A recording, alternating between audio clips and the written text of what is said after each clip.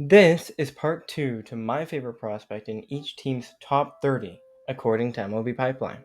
If you haven't seen the American League video, I recommend you check it out. Remember, I am trying to look for guys who aren't getting the love they deserve, so top 5 prospects are most likely not going to be the one I pick. This is a National League edition. Let's get into it. The Diamondbacks are an interesting case.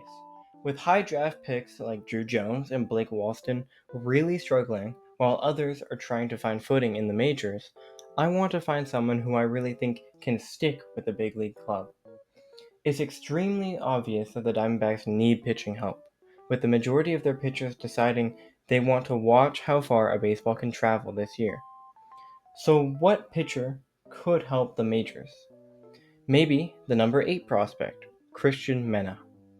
22 years old and actually in the major leagues right now. The surface stats may tell you that Mena won't be good at the next level. He had a 4.84 ERA in 44 AAA innings with 52 strikeouts. He is currently coming out of the bullpen for the Diamondbacks, and that kind of looks like where they want to keep him for the time being. His best pitches are his breaking balls, and frankly, without taking any high up prospects, there were really no other prospects that I liked in the D-backs farm system. Hopefully, the top prospects can ball out for them, because the mid to bottom of the list is not looking too good right now. The Dodgers are so good at developing prospects, and specifically pitching prospects. So, what do you know? On the Bum Baseball is going to select a pitcher. The number 18 prospect, Patrick Copen. Currently in AA, the 2023 7th round pick has 4 pitches, with 3 of them being extremely plus pitches. His best pitch is his 70 grade fastball, which has helped him produce a 2.29 ERA in 39 innings with 41 Ks. My biggest concern with Copen is the control and walk issues. He's almost walking half of the batters he is striking out, and he will need to clean that up to bring his game to the next level. The Giants have recently made a large trade that took a decent amount from their farm system and sent them to Boston. But that doesn't mean they don't have any promising prospects left, like their number 9 prospect, Kainer Martinez. He's 20 years old and is only in rookie ball, but I doubt the Venezuelan will end the year in just rookie ball with the numbers he is putting up. 2.05 ERA in 48 innings with 68 strikeouts, and what I love is only 11 walks. It will take some time for Kaner to make his way up to the major leagues, but his stats make it seem like he will definitely be promoted to A-ball by the end of the year. I really struggled finding a guy who I really like in the lower half of the Padres' top 30 prospects. That's most likely due to the fact that AJ Preller, the Padres' general manager, isn't afraid to trade prospects away for major league talent. So who knows if my pick will even be on the Padres after the deadline, but I will be taking from their top 5. The Padres' 5th overall prospect, according to MLB Pipeline, is Cash Mayfield, their first round pick last year. Mayfield is a 20-year-old left-handed pitcher who is currently in A-ball. Mayfield dealt with a shoulder injury in May, which is why his innings total for the year is at 36. However, they are quality innings. A 3.22 ERA with 55 punchouts and a slightly concerning 19 walks, but nothing that hurts my opinion of him as a prospect. When it comes to the Rockies, I feel an obligation to stick beside a guy who I was high on coming into the year. He was my National League Rookie of the Year pick, mainly because I thought Rockies fans deserved something to go right, but obviously the baseball scriptwriters didn't want that to happen. And this player is 2020 first round pick, Zach Veen. Veen is 23 years old and the Rockies' 9th prospect, according to MLB Pipeline. Veen got the call to the majors this year and was not good at all, which ruined all of my hope for his Rookie of the Year campaign. However, he has played very well in AAA after recovering from an ankle injury. In 50 AAA games, Zach Veen has a 313 average and 873 OPS while walking about half of the time he is striking out. Veen has been looking like a more complete hitter in AAA, which nobody has been able to say since his first pro season in A-Ball 2021. I still believe in Zach Veen, and I'm sure the Rockies will give him every chance in the world to prove himself. Moving to the first NL Central team, the Milwaukee Brewers. And I'm going to pick a guy who I may not necessarily like the absolute most in the Brewers system, but someone who I think is extremely fun.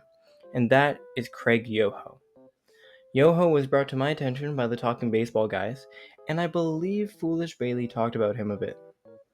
And in my opinion, there are two reasons he should be mentioned. One is because he has a 70 grade changeup that very much resembles Devin Williams' airbender pitch. And two, and more importantly, he has a very fun name. Now, Yoho is 25 years old and is only a reliever at this point in his career, but I really think he could be special with this pitch. Hell, Williams is a two-pitch pitcher at this point, and he is still very good. Yoho has a good fastball that can reach around 95 with movement. He has a very nice slider and that absolutely filthy changeup. Currently, in AAA, with a sub-1 ERA, Yoho didn't perform well in his first few major league innings, but if there is anyone who will get some very good production out of Yoho, it's the Milwaukee Brewers. Here's another farm system I'm not too keen on, but I do really like one dude outside of the top 5, and that's Joshua Baez. The outfielder was drafted out of high school in the second round of the 2021 draft and is hitting very well right now in AA at just 22 years old. After 38 games in High A, Baez got moved to AA and has posted an .841 OPS with 8 home runs and a decent walk-to-strikeout ratio in 40 games. You can expect to see Joshua Baez within the next 2 years in that St. Louis outfield. Mark my words. The Cubs have a pretty strong farm system. How long that will last with the trade deadline, I'm not really sure. But someone who looks solid and could get traded to provide innings to a selling team is the 21st prospect, Will Sanders. Sanders doesn't do anything super special. He doesn't have one amazing pitch, just 4 solid pitches, and solid control to pair with it. But Sanders is 23, and within 2 years of pro ball, he has pitched across 4 different levels. He is currently in AAA for the Cubs, primarily starting games, and has a 3.89 ERA in 39 innings with 36 strikeouts. Pitching to contact. If the Cubs need innings, Saunders is the next guy up, and if they need to trade a solid piece for a rental, no doubt Sanders could be part of that too. A very solid pitcher and a very good farm system. And now we talk about the Pirates. What are we going to do with the Pirates? The Pirates have a whole lot of holes in the field, but one thing they try to address with draft picks and trades is catching. Henry Davis has never looked like the prospect he was hoped to be when he was selected with the number 1 overall pick in 2021, and Joey Bart has regressed exponentially since having a solid half season last year. The highest catcher in their system sits at number 19 on their top 30, Omar Alfonso. The 21-year-old was signed by the Pirates in 2019 and is currently in AA, struggling a bit. However, I think Alfonso could definitely be a solid big leaguer. He doesn't do anything spectacularly, but he isn't super bad at anything either. Expect to be hearing about this guy in, let's say, 3 years' time. The Reds. I have found one of my favorite prospects in the entire video in the Red system, and that is Adolfo Sanchez, a 18-year-old outfielder in A-ball right now. Why do I like Sanchez so much? Well, he isn't graded out amazingly on anything. However, he is seeing the ball well in just 34 single-A games. And this is what I like most about him. Most 18-year-old players who come over after being signed in international free agency have a tough time with walking versus striking out. Younger players usually have strikeout issues in general. But with 24 walks and 21 strikeouts, and not to mention a 966 OPS in those 34 games, Sanchez looks like a unit at the dish right now. The strikeout and walk rates are very promising for a young hitter, and I really like what he's doing right now. It may take some time, but Adolfo Sanchez will definitely be a major league player if he keeps this type of play up. The first of the NL East teams, and I found another young prospect who I like in the Braves system as well. Diego Torres is a 17-year-old outfielder who signed with the Braves in January of this year. This guy was born in 2008, and he is playing professional baseball. That is so crazy to me.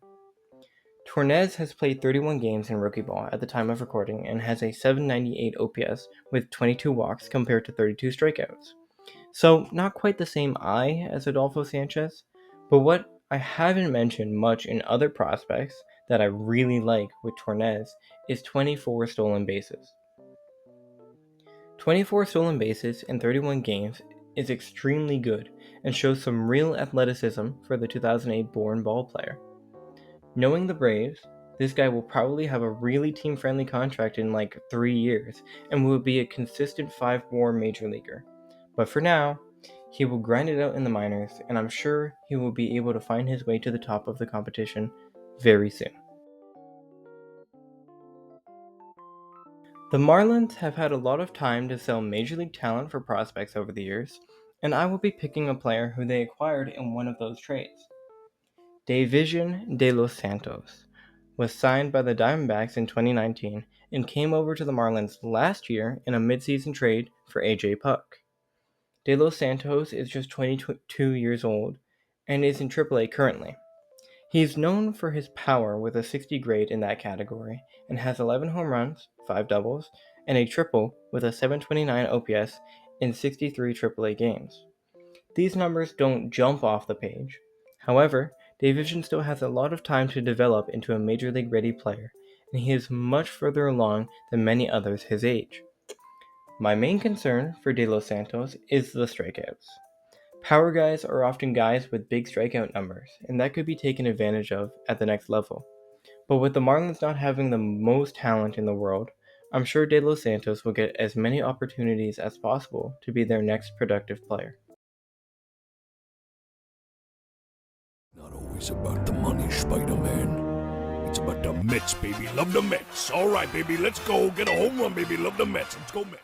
I have a very interesting prospect in the Mets system whom I like. The number 19 prospect in the Mets system. His name is, you guessed it, Wellington Aracena. Whoa, hold your horses. Okay.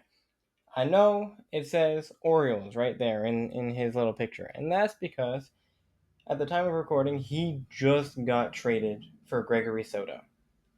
So, we're just going to roll with it, okay? He's a Mets prospect for this video, and the Orioles got a good one, okay? Roll with it. Roll the tapes. He is 20 years old and in A-ball right now, which isn't exactly where you want to be at 20, but with the numbers he's putting up right now, I doubt he will be in A-ball for long. With his pitches being graded as a 60 fastball, 55 slider, 50 curveball, 55 cutter, and 40 changeup, Aracena has 4+ pitches. This has all helped him post a 2.38 ERA in 64 innings with 84 strikeouts.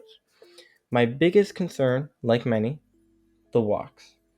35 walks is not ideal, which shows some control issues in his game. And at higher levels, that will be taken advantage of. But the Mets have been good at developing pitching, and I really hope they can get Wellington going, because that would be an absolute all-time name for the major leagues. The Phillies have an interesting situation going on with their prospects, as they have a very complete major league team. This means that the young guys don't really get much playing time, and therefore maybe sit in the minors longer than they would on a less developed team. One player who suffers from being blocked is Keaton Anthony. The 24-year-old holds most of his value in his bat, as he is a first baseman. And obviously, that one guy named Bryce Harper is playing first for the major league team, so Keaton hasn't gotten reps at the major league level. Anthony has a 757 OPS in AAA right now in just 24 games. So, nothing is super exciting. However, he is a contact first hitter who seems to have some really nice bat to ball skills and could be traded to a team who is rebuilding and could use a first baseman who is very close to Major League ready.